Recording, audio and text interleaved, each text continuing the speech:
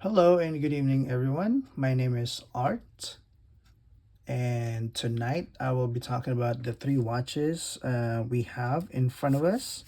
These are my own watches. Matter of fact, these are three of my Grail watch from my collection. I have accumulated when I was living in Japan from 2014 to 2024. Okay, so this one right here is a King Seiko 44999, the early model, second generation King Seiko from January of 1964, also known as the 44KS. Now, this one right here is the 6217 8000 small crown, also known as 62 Mas small crown.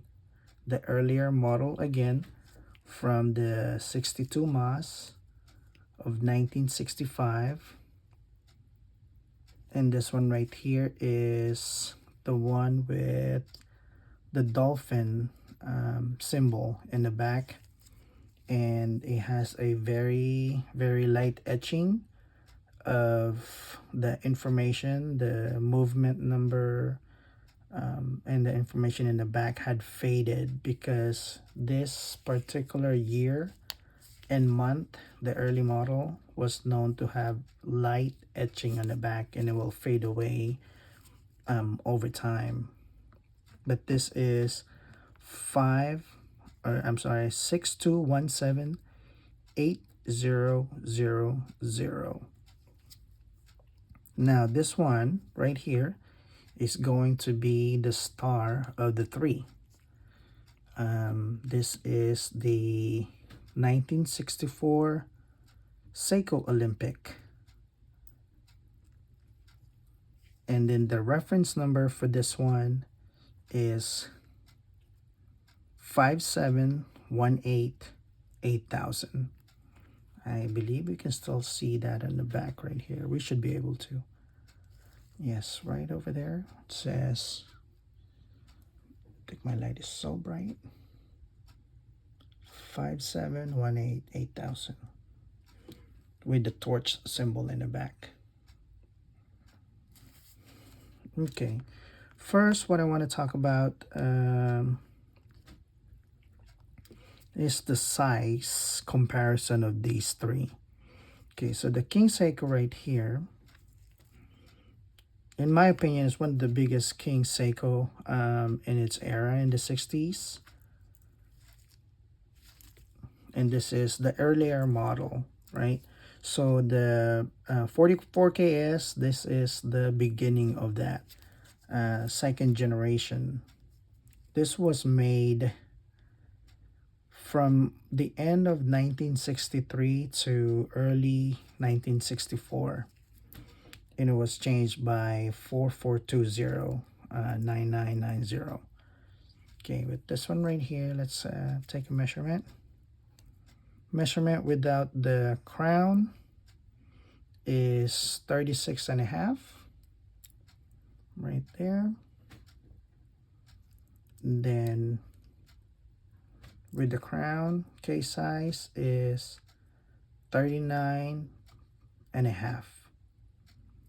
And then lug to lug on this watch is 4361, 43 and a half millimeter. And then our lug width is 19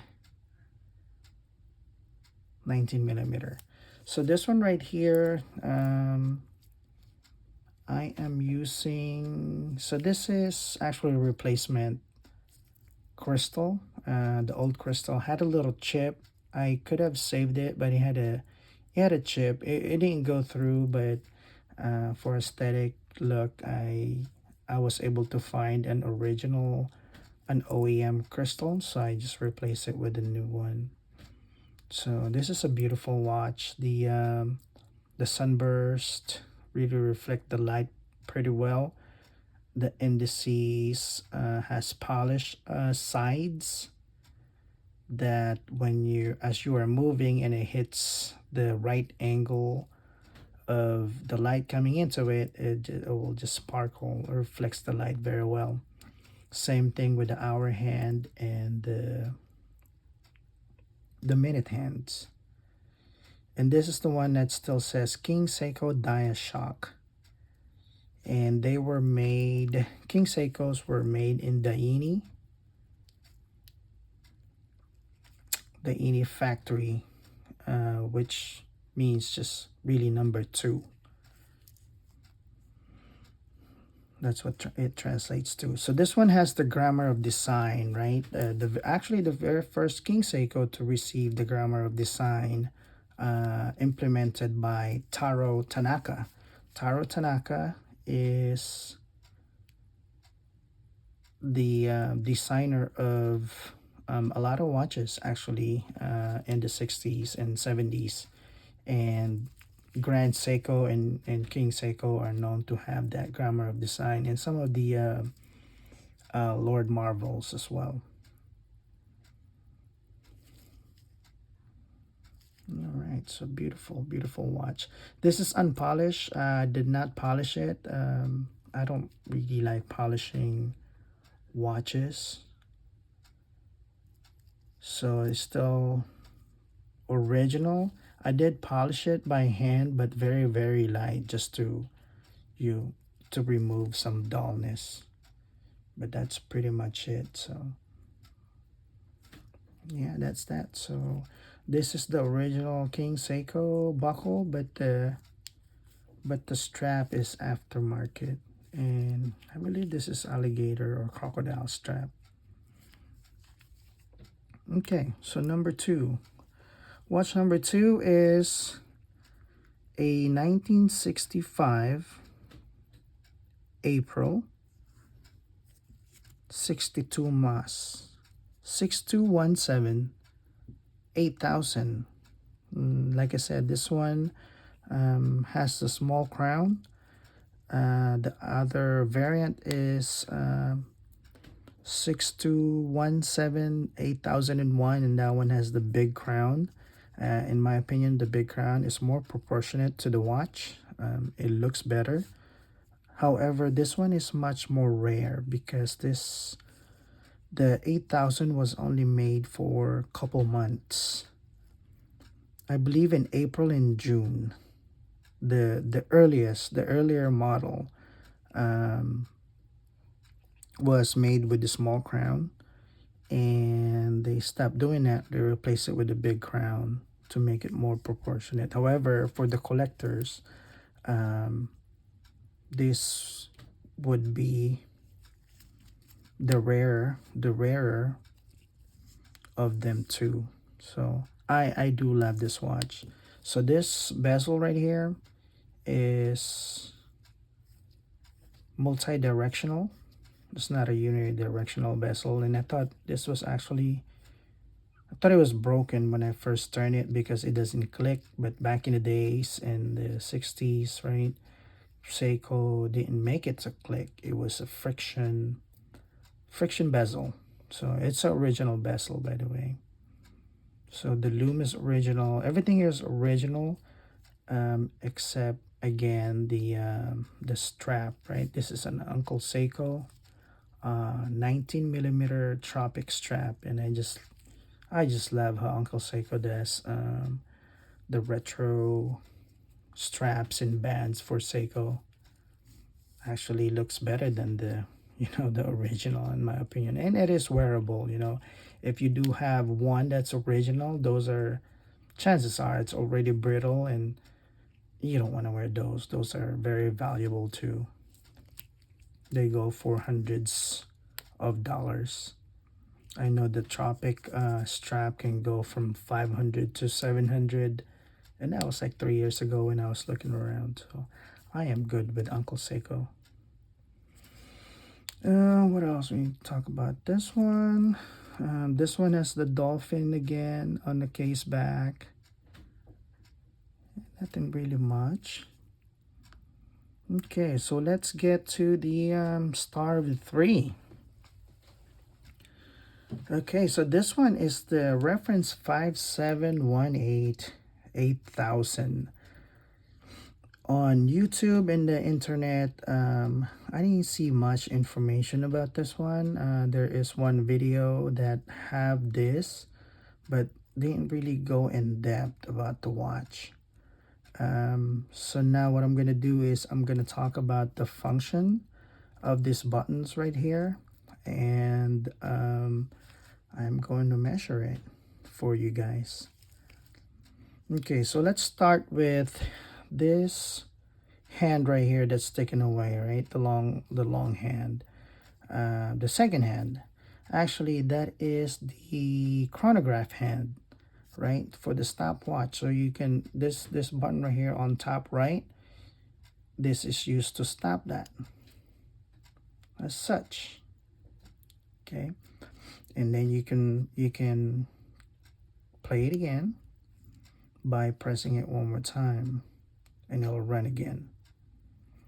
Okay, so this actually that doesn't track the time. What tracks the time is that little hand right over there at the sub dial. And see that taken away right there. So that one you can't stop, right? So this button right here resets the chronograph hand.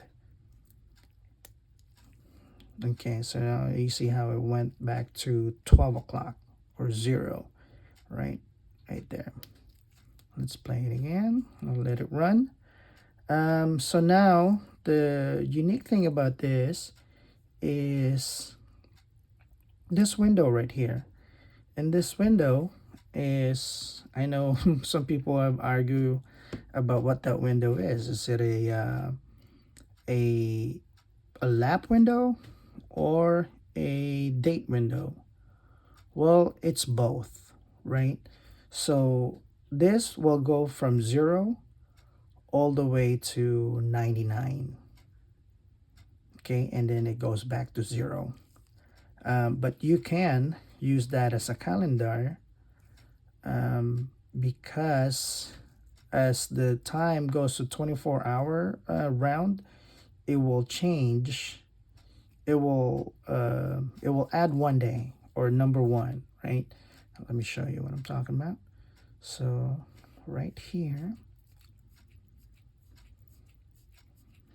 Okay, so as the time goes, let's just say that's 7 p.m., that's 9, 10, 11, that's midnight right there. So midnight, see the 0 going away, and at midnight 5 right there, it changed to 1. So you can see that 1 picking out right there. Okay, and yeah, so that's 1 day, and that's how you use it as a calendar. Okay, and then to change that, actually this button right here will add 1 day or 1 lap, right? So if you're at the racetrack, on the second lap, all you gotta do is press this button right here, and it'll change to 2 and 3 and 4 and so on, right? So let's just go to 27, 28. So this button right here, so that's the tenths. So this changes the tenths number, right? And this right here will change the hundreds.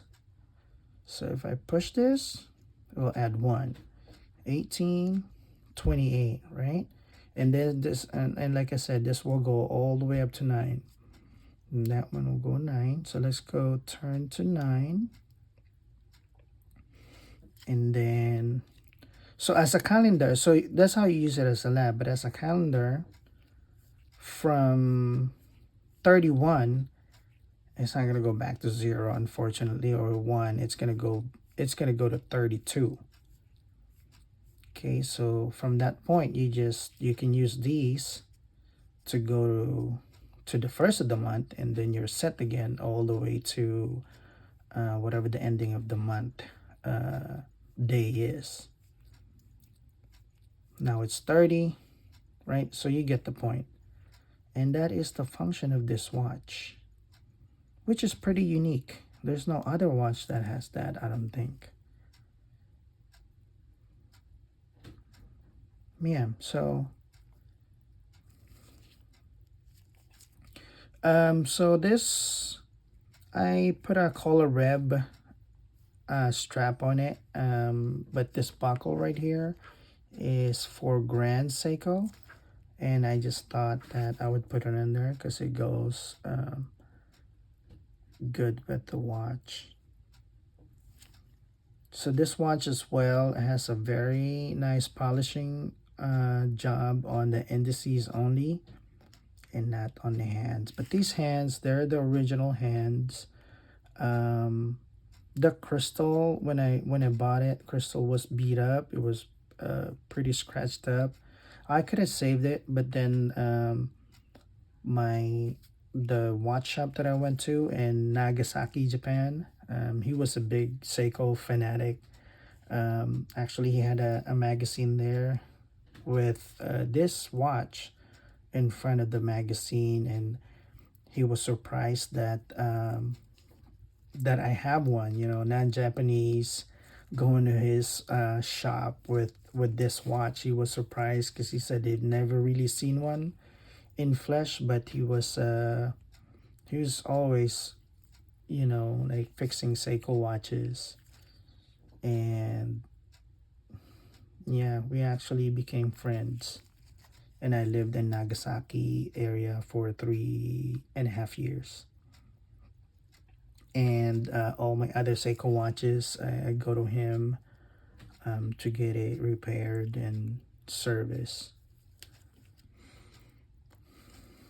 Okay, so what else to talk about this watch? Yeah, so the rarity of this watch, right? Even the collectors,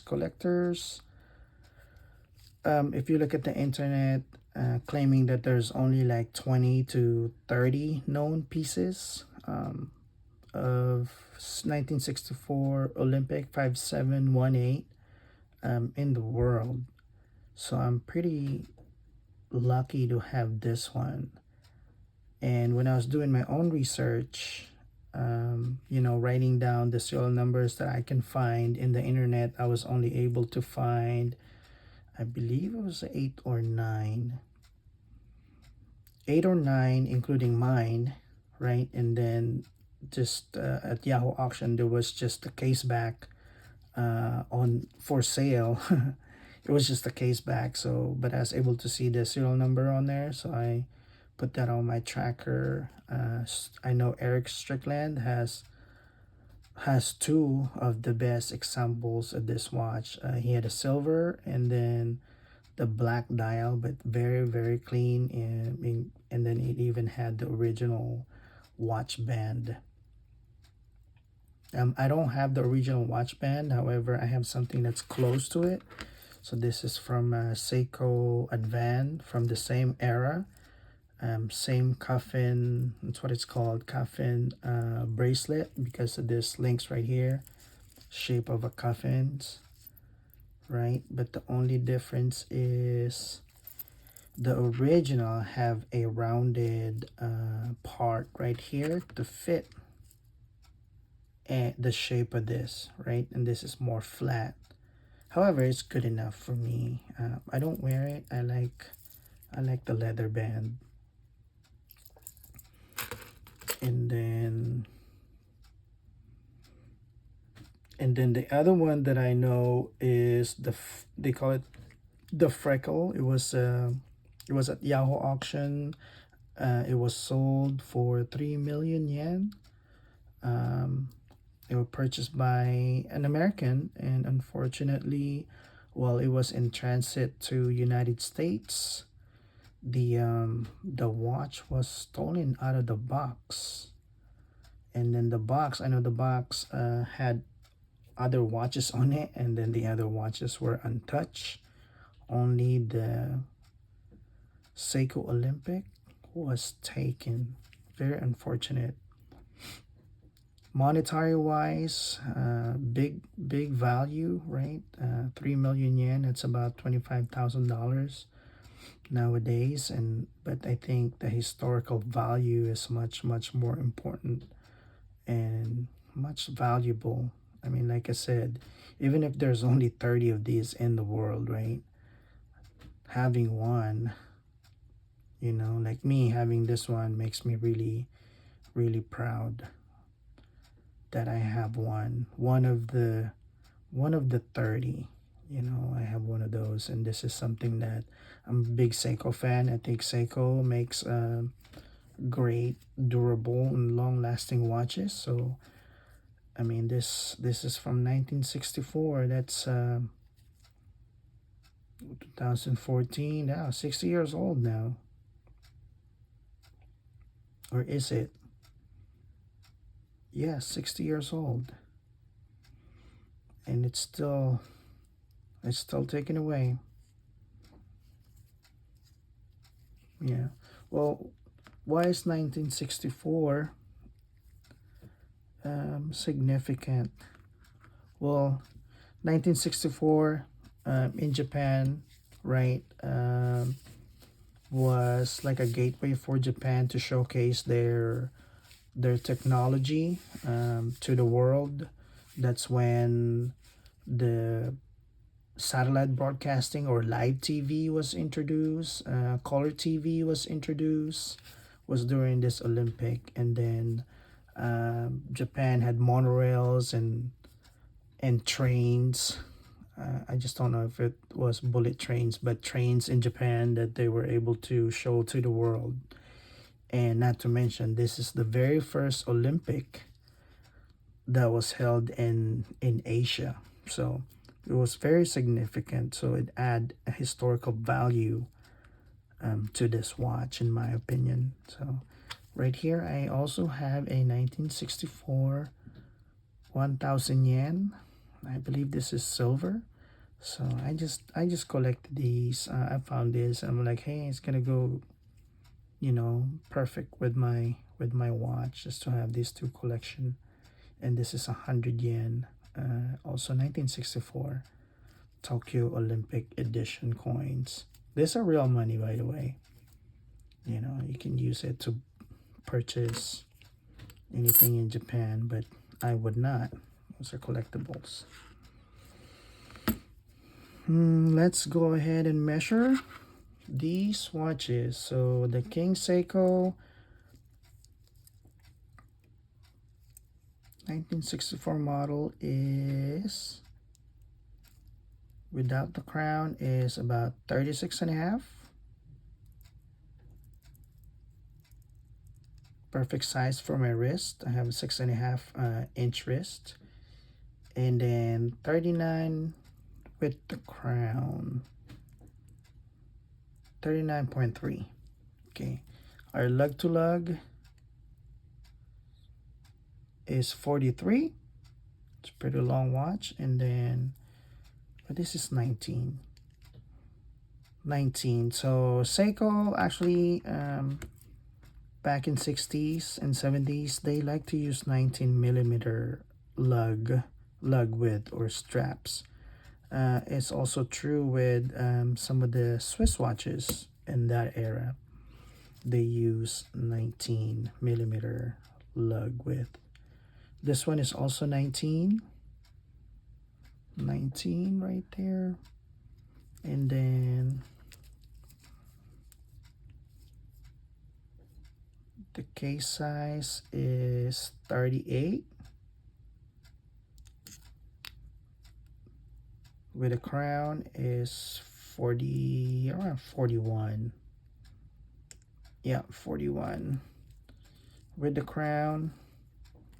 And then our lug to lug for this one is 46.3. Not a thick watch. Let's measure the thickness of this watch. So this has a dome crystal. 13.3. Okay. So this one is domed. This one as well. Although this is not the original, but the original is also like this one. Well, it is OEM. It's made for this, so it is also dome. Now this watch right here also have a dome crystal. So this is replaced, right? But the shop was able to find an OEM, new old stock acrylic crystal for this watch. We were lucky for that. I had to wait for a little bit for him to find that. I think it was like a month. Okay, so let's measure this watch.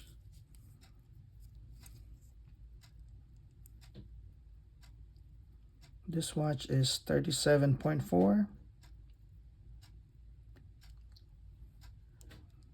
You see that? Yep. And with the crown is 41. And lug to lug 43. And so this one has a smaller lug width for some reason. 18. Okay, it's 18. Smaller lug width compared to these two. And well, yeah, so as you can see, the sizes are very, very similar. This one is a long watch, but it's narrow. The roundness is narrower, but these two is about the same size. So I'm gonna put it on my wrist so you can see what it looks like. On my wrist is 6.5 inches during winter time. It does expand to 6 and almost 3/4 during the summertime if the weather is hot. So, and that's what it looks like on my wrist. A Seiko, I can wear a Seiko tuna and it would still look great on my wrist. And even small watches such as this one I believe is 35 millimeter. And this is my Seiko Lord Marvel, by the way, the hand wind high beat, 36,000 beat per hour. But yeah, so that's what it looks like on my wrist. Yeah, hopefully I covered everything that I can cover. If not, you can always ask me a question by leaving a comment and question below, and I'll be glad to answer that question. And I'd like to thank you all for watching again. And yeah, this is my Grail watch, and I wish you all to have a good night.